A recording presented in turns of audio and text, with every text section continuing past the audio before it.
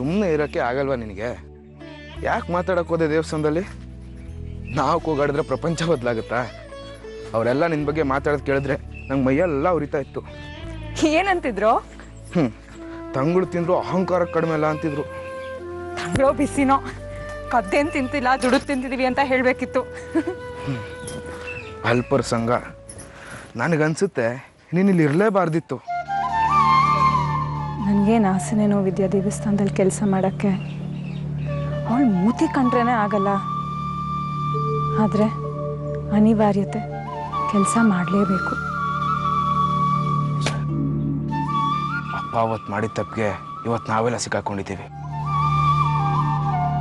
ಇಲ್ಲ ಅಂದಿದ್ರೆ ಇಷ್ಟೊತ್ತಿಗೆ ನೀನು ಎಷ್ಟು ಓದಿರ್ತಿದ್ದೆ ಅಲ್ವಾ? ನಾನು ಒಬ್ಳೇನಾ? ನೀನು ಓದಿರ್ತಿದ್ದೆ.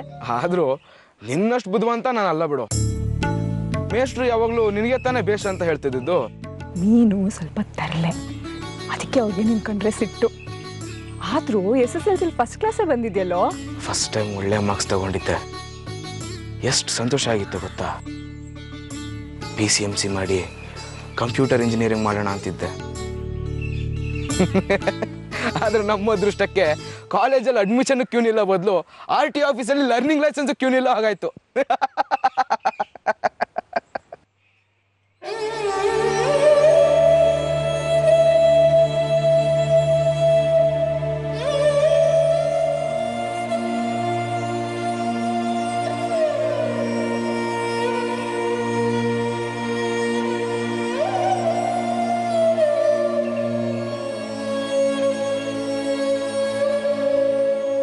ಅಪ್ಪನ ಬಗ್ಗೆ ತುಂಬ ಕೋಪ ಅಲ್ವಾ ನಿಂಗೆ?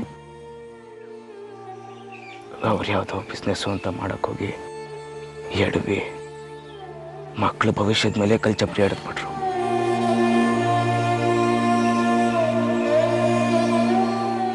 ಏ ಸುಂದ್ರಿ, ನಿಮ್ಮಪ್ಪ ಕರಿತಾ ಇದ್ದಾರೆ ಕಣೆ, ಬರ್ಬೇಕಂತೆ.